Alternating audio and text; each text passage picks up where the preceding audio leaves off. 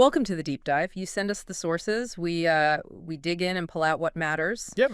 Today we're diving into a YouTube video transcript. It's from TROYCETV, and it's all about the online activities of a YouTuber named Maryjane Byarm. Right, and this transcript, it really flags allegations about, well, a few key things she's been doing. Oh, so There's this postcard program she ran, also her requests for money online, Cash App, GoFundMe, okay. and also selling this product, this rice water thing. Got it. So the big questions we're kind of wrestling with here are, what does this whole situation tell us about online influence now? How do these parasocial relationships fit in? And maybe some important points about, like, financial responsibility online. Exactly. Where do you draw the line? Right. Okay, so let's start with the postcard program. That sounds pretty involved. It really was. The Yeah. basic idea was viewers paid, what was it? Maybe $25, sometimes over $35. And for that, they were supposed to get 25 postcards total from her travels.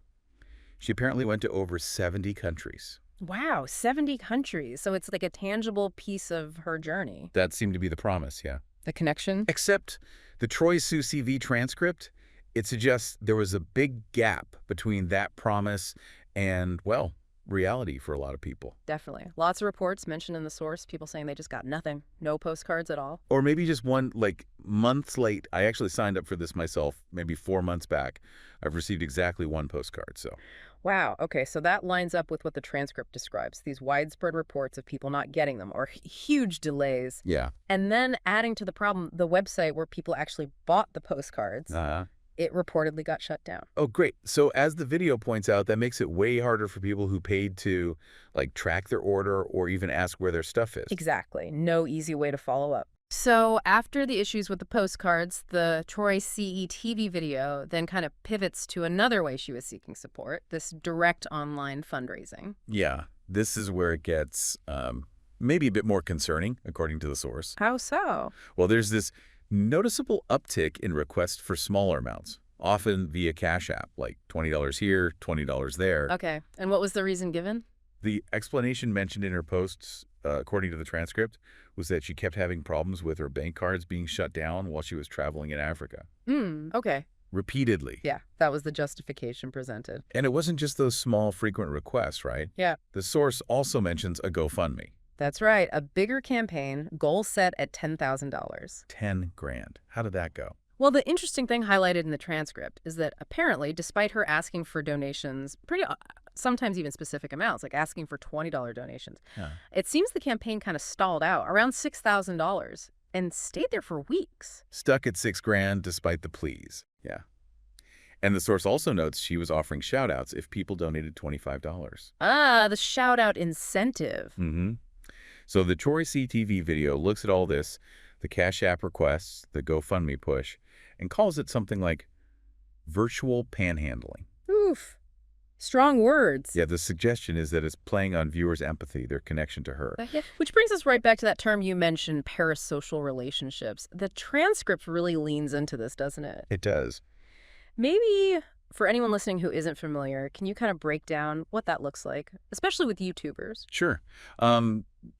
Basically, parasocial relationships are these connections people form with figures they see in the media, like YouTubers. Yeah. But it's one-sided. One-sided how? Well, the viewer can feel really close to the creator, like they know them, understand them, maybe even feel like a friend. Right. Even though the creator obviously doesn't have that same personal relationship back with each individual viewer. It's an investment emotionally from the audience side. Okay, I see. So you can imagine how viewers feeling that connection might genuinely want to help her out when she says she's in trouble. Exactly. They might feel like they're part of her story, even though they've never met. And the concern raised in the TROYCETV video is that this feeling, it could be exploited. That's the core argument presented in the source, yeah. That these requests for money tap into that existing emotional connection. And the video explicitly warns viewers, use your judgment, be careful sending money to online people you don't actually know. Think about those boundaries. Really important advice. Okay, let's shift now. There was another venture mentioned, the rice water. This also got some heat in the video. It did. So, according to the transcript, Byarm started selling rice water. It was marketed as organic, sourced from the mountains of China, supposedly great for hair growth. Okay, sounds potentially exotic. What was the price? The price point reported in the source, Yep. $60 per bottle. 60. Wow. Okay, and the TROYCETV video's take on that? Pretty critical. The transcript quotes the video calling the sale disgusting. Strong language again. Yeah, raising big questions about whether it was authentic, is it really from the mountains of China? And is it actually worth $60? It suggests that might be overpriced, maybe misleading. Right. Beyond these specific things, postcards, fundraising, rice water, the source talks about more general, maybe deceptive practices. What stood out there? Well, one thing the video claims is this alleged contrast. On one hand, Byarm supposedly projects this image of, like, success, maybe even luxury in her travel content. Like she's doing great. Right. But then, at the same time, she's asking her audience for financial help. Yeah. So there's this perceived clash between the lifestyle shown and the requests for money. Okay, that perceived contradiction. What else? The transcript also mentions how she allegedly uses YouTube's own tools, blocking people, filtering comments. To manage criticism. Basically, yeah. Yeah. To try and silence critical voices or questions about what she's doing. Keep the comment section positive, perhaps. And if people do raise concerns? Then the TROYCETV video alleges she resorts to gaslighting. How so? Suggesting that people questioning her are just, jealous, or they're spreading rumors, making things up. It's painted as an attempt to shut down criticism by attacking the critic's motives. Right, control the narrative. So if you kind of put all these pieces together, the TROYCETV video offers an interpretation of why she might be acting this way. It does. The main idea put forward is that maybe her whole online persona, the constant travel, it could be a kind of escapism. Escapism. From what? From, real life issues, maybe financial problems. The source even speculates about it possibly being linked to a broader mental condition, though that's obviously just speculation from the video creator. Okay.